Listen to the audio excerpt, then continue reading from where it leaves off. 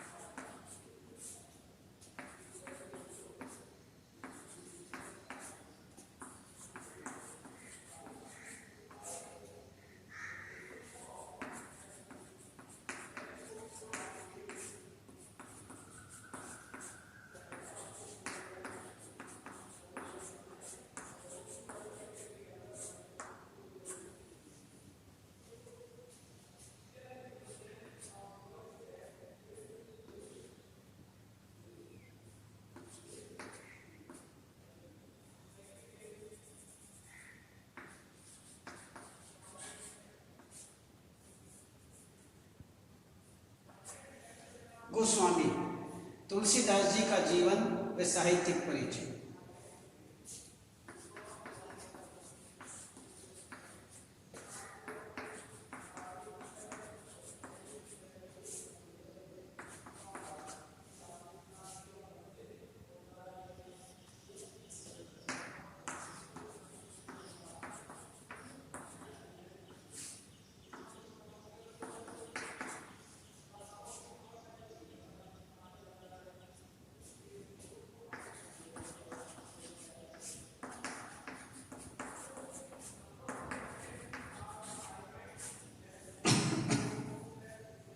समझिए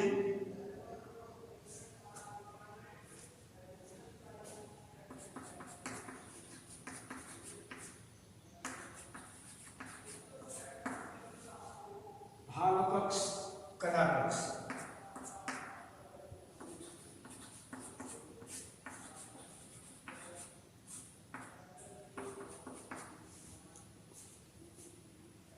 पाठ का सारांश।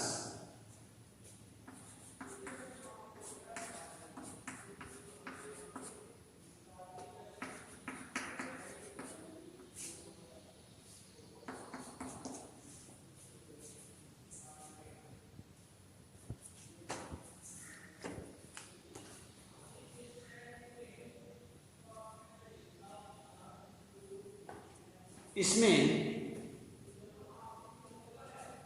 हम आपको जीवन से संबंधित बताते हैं। कवि भक्ति काल की राम भक्ति शाखा के, भक्ति काल हुआ है, उसमें राम भक्ति शाखा के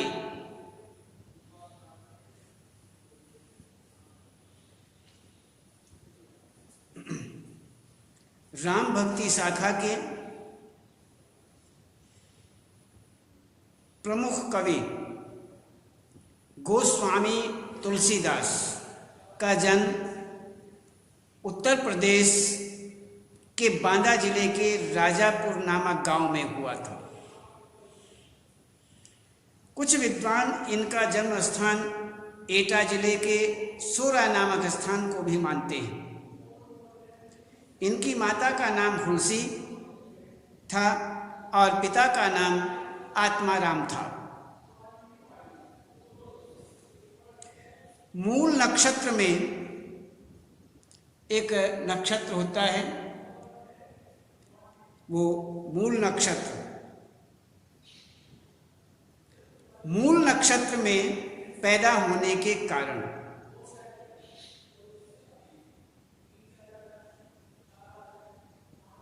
माता पिता ने इनको त्याग दिया, अर्थात माता पिता का देहांत हो गया। इन्हें बचपन में भिक्षाटन द्वारा जीवन यात्रा करना पड़ा। जीवन यापन इन्होंने भिक्षा ग्रहण करके किया, क्योंकि इनका जन्म जो था मूलों में हुआ था, मूल नक्षत्र में हुआ था, इसलिए वह माता पिता के लिए भारी पड़ता है, कष्टदायक होता है, मृत्यु उसमें हो जाती है। यहाँ पर वही हुआ, वही कारण बना कि ये इनके माता पिता मृत्यु को प्राप्त हुए और इन्हें बचपन में ही भिक्षा ग्रहण करके अपना जीवन बिताना पड़ा, जीवन यापन करना पड़ा। बाबा नरहरि दास की संगति से राम भक्ति की ओर उनका झुकाव हो गया। पत्नी बाद में चल करके इनका विवाह हुआ। विवाह होने के बाद पत्नी रत्नावली की कटु बातों के कारण इनका ये संक्षिप्त रूप आपको बताया जा रहा है कि इनकी पत्नी का नाम रत्नावली था और उन्होंने ऐसी ऐसी कड़वी बातें इनको कही कि पत्नी रत्नावली की कटु बातों के कारण राम भक्ति और भी प्रगाढ़ हो गई। कहते हैं कि एक बार ये कहीं गए हुए थे तो पत्नी अचानक इनकी मायके चली गई और ये भी पीछे पीछे वहीं चले जाते हैं, ऐसा बताया जाता है। इतना लगाव था इन्हें। और जैसे नदी इन्होंने पार की और रात्रि के समय ये वहाँ पहुँचे।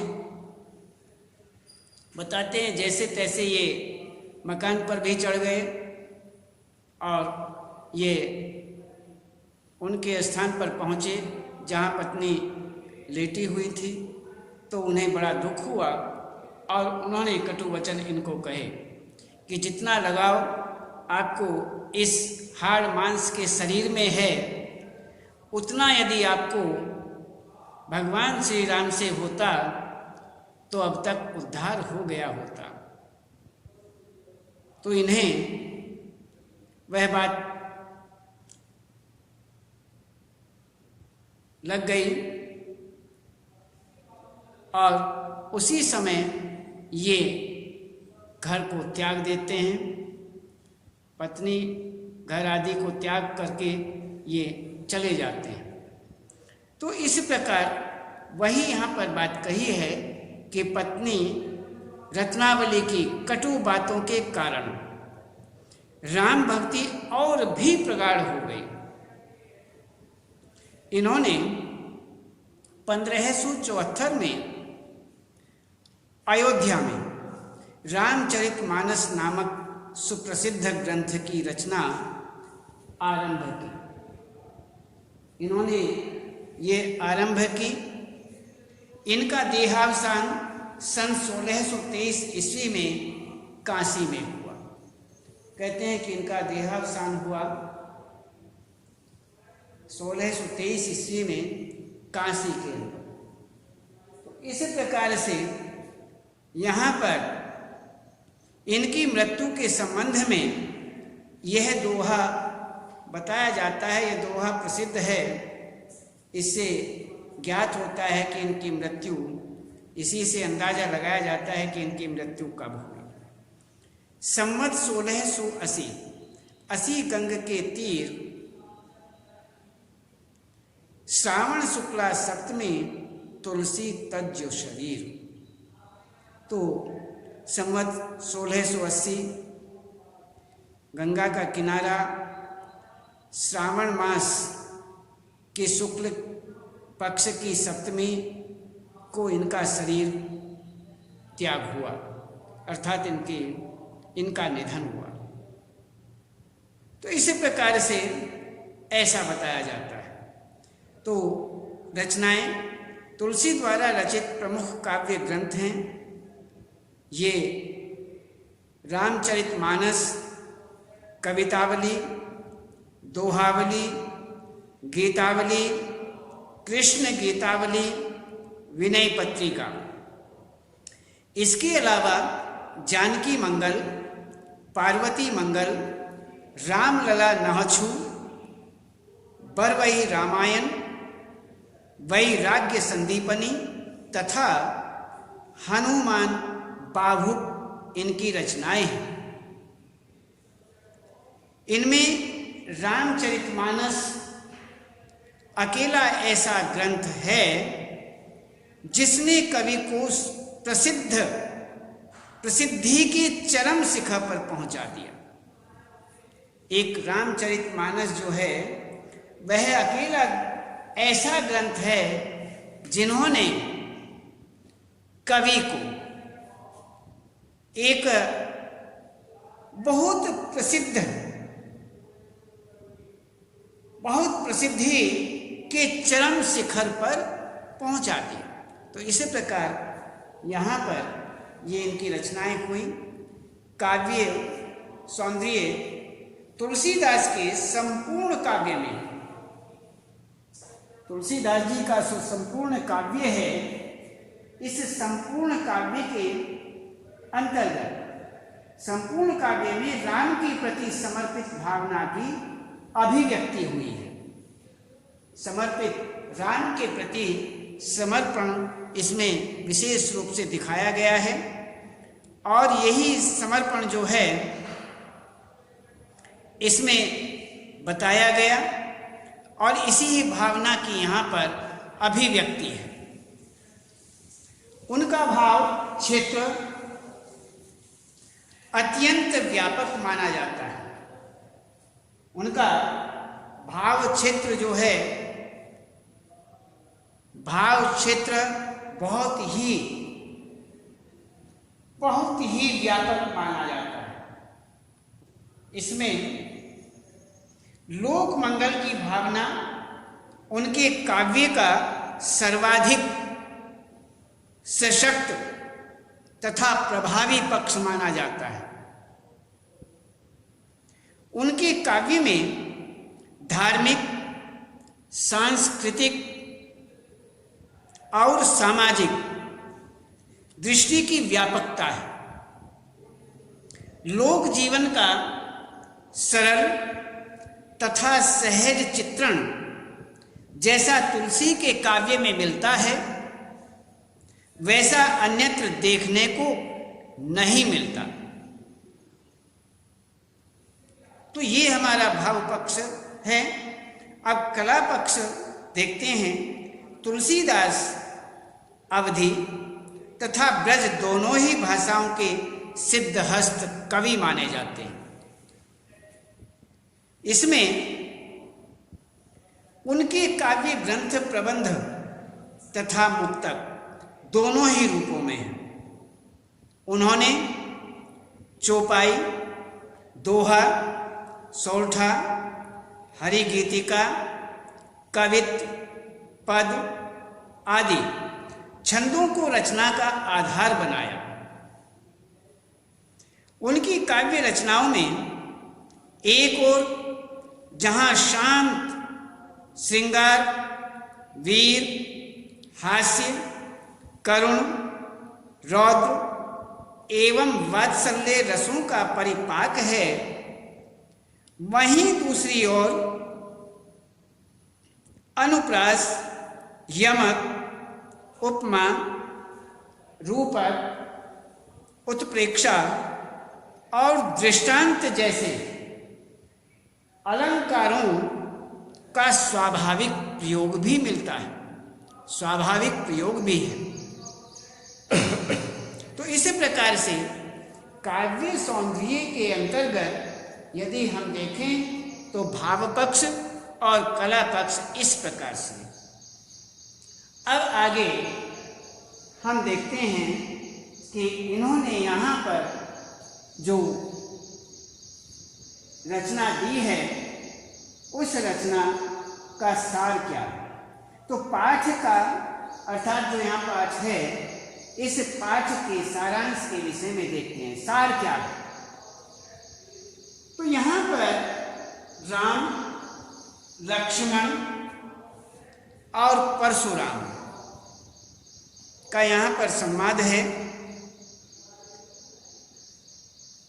ये पाठ ये दिया है राम लक्ष्मण परशुराम संवाद नामक। यह पाठ तुलसीदास द्वारा रचित महाकाव्य रामचरितमानस में संकलित है। इस अंश में सीता स्वयंवर के अवसर पर धनुष भंग होने के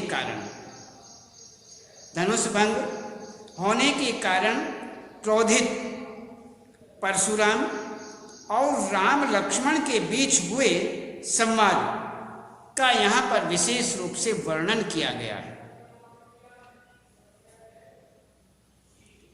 स्वयंवर स्थल पर शिवजी का धनुष टूटने का समाचार जब परशुराम जी को मिलता है तो वे क्रोध से भर उठते हैं, क्रोधित हो जाते हैं और स्वयंवर स्थल पर पहुंच करके धनुष भंग करने वाले को विशेष रूप से ललकारते हैं।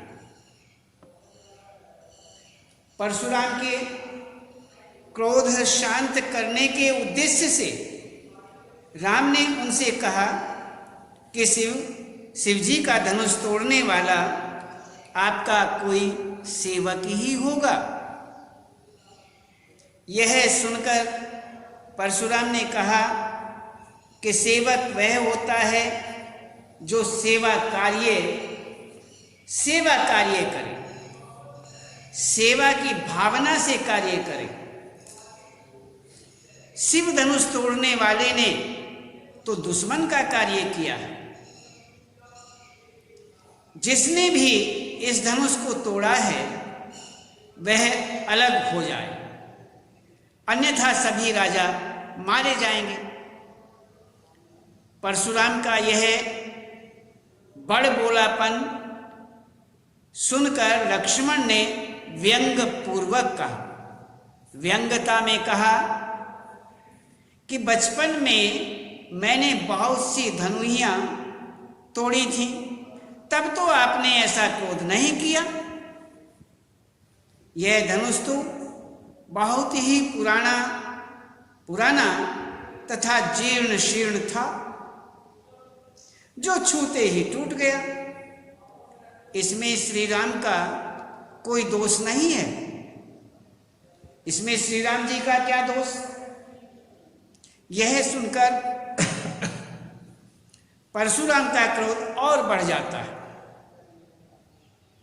वे बोलते हैं, तुझे बालक समझ मैं तेरा वध नहीं कर रहा हूं, तू मुझे मूर्ख मुनि समझ रहा है। मैं धरती से क्षत्रियों का नाशक तथा बाल ब्रह्मचारी हूं। मेरा ये फरसा बड़ा ही कठोर है। इससे मैंने क्षत्रियों का नाश किया तथा सहस्त्र बाहु की भुजाओं को काट डाला। जिसकी हजारों भुजाएं थीं, उस सहस्त्र बाहु की भुजाओं का भी मैंने इसी ही फरसे से छेदन किया। तो इससे डर यह सुन लक्ष्मण ने परशुराम को अपमानित करते हुए कहा, आप मुझे कमजोर समझ रहे हैं? क्या आप मुझे कमजोर समझते हैं? मैं इतना कमजोर नहीं हूं। मैं आपसे डरता नहीं हूं। इसलिए आप मुझे डराने का प्रयास मत करें। तो इसी प्रकार उन्होंने कहा। तो जब उन्होंने आप मुझे कमजोर समझने की भूल मत करना, इस प्रकार लक्ष्मण जी कहते हैं, तो आपको ब्राह्मण समझकर मैं हाथ नहीं उठा पा रहा हूं। वैसे भी हमारे कुल में देवता, ईश्वर भक्त, ब्राह्मण और गाय पर वीरता नहीं दिखाई जाती है।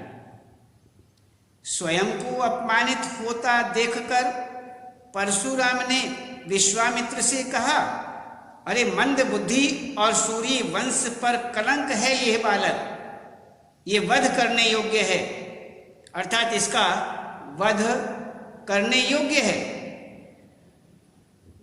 यह देख यह सुन विश्वामित्र ने उनसे कहा, ऋषि मुनि बच्चों के दोषों की गणना नहीं करते हैं। यह सुन परशुराम ने कहा, इस बालक को मैं केवल आपके शील के कारण छोड़ दे रहा हूं, अन्यथा इसका वध कर गुरु ऋण से मुक्त हो जाता। लक्ष्मण भी कहाँ चुप रहने वाले थे। उन्होंने परशुराम से कहा, उसी समय वह परशुराम से सहज भाव से कहते हैं कि माता पिता का ऋण आपने अच्छी तरह चुका दिया। गुरु ऋण शेष है, जिसके लिए आप चिंतित दिखते हैं। इतने समय में तो ब्याज भी बहुत चढ़ गया होगा, ब्याज भी बहुत बढ़ गया होगा। आप गणना करने वाले को बुला लीजिए, मैं थैली खोलकर सारा ऋण चुका दूंगा। ऐसे कटु वचन सुनकर परशुराम ने लक्ष्मण को मारने के लिए अपना फरसा उठा लिया। बस फिर क्या था, उसी समय वो फरसा उठा देते हैं, जिससे सभा में हाहाकार मच गया। यह देख श्री राम ने क्रोध की प्रज्वलित अग्नि शांत करने के लिए शीतल जल के समान शांत करने वाले वचन कहे, जिससे परशुराम का क्रोध शांत हुआ। तो इस प्रकार से यहाँ पर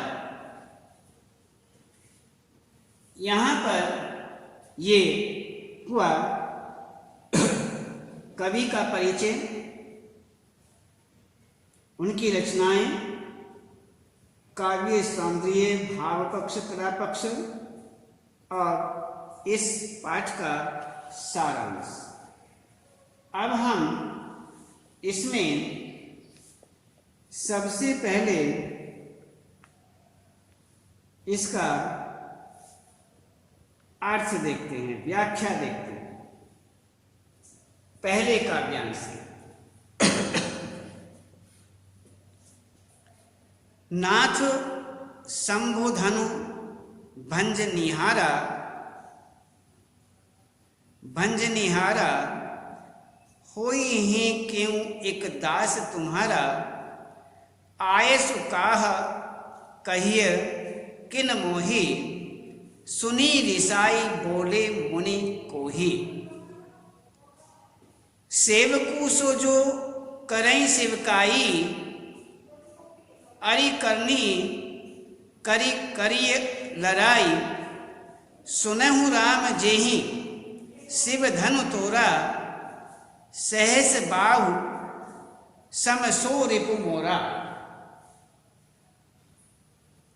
सो बिलगाऊ बिहाई समाजा, नैते मारे जय हैं ही सब राजा। सुनि मुनि बचन लखन मुसुकाने, सुनि मुनि बचन लखन मुसुकाने। बोले परसु धरहि अवमाने, बहु धनु ही तोरी लड़िकाई। कबहुन असिरिस किन्नि गोसाई, ये ही धनु पर ममता के ही हेतु। सुनी रिसाई कह भृगुकुल केतु। हे नृप बालक काल बस, बोलत तो ही न संभार। धनु ही सम त्रिपुरारी धनु, विदित सकल संसार। यहाँ पर ये इस प्रकार से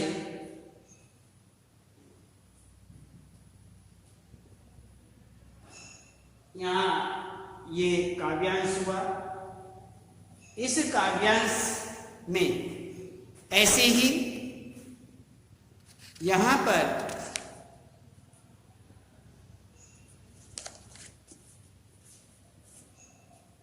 हम बताते हैं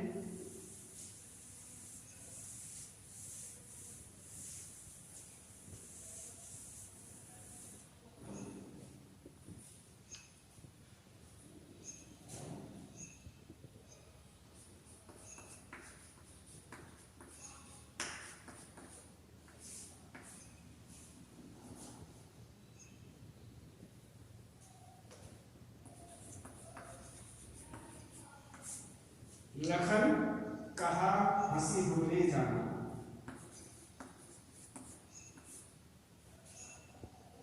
हंसी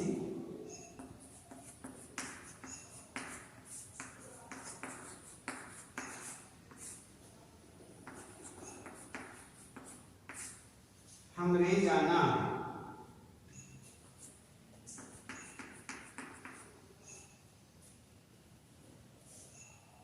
सुने देव सब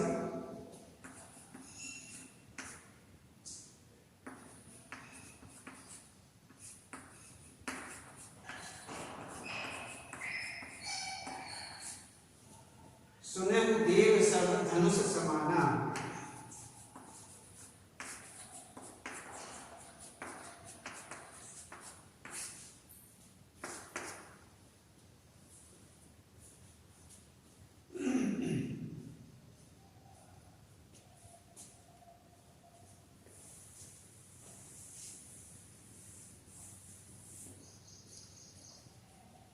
इसमें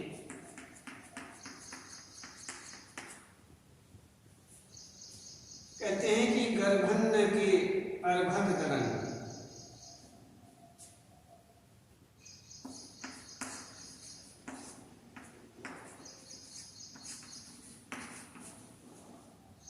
गर्भन्न के अर्भक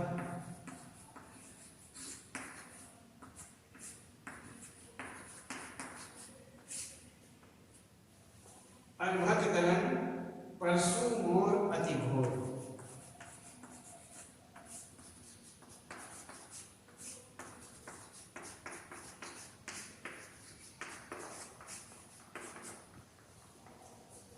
परसु घोर, परसु मोर अति घोर।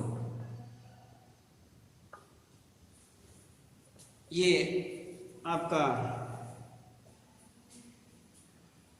लखन कहा हंसी हमरे जाना, ये दूसरा है। और पहला भी हम आपको बता चुके हैं।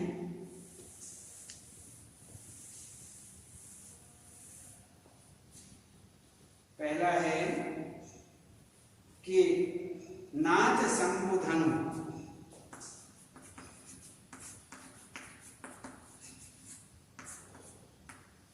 शंभु धनु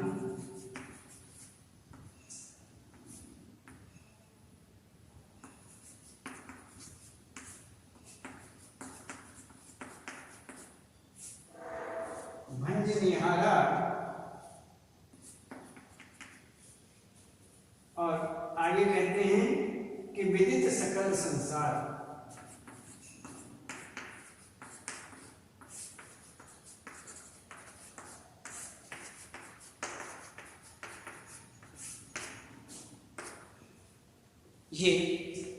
ये हमारा पहला है।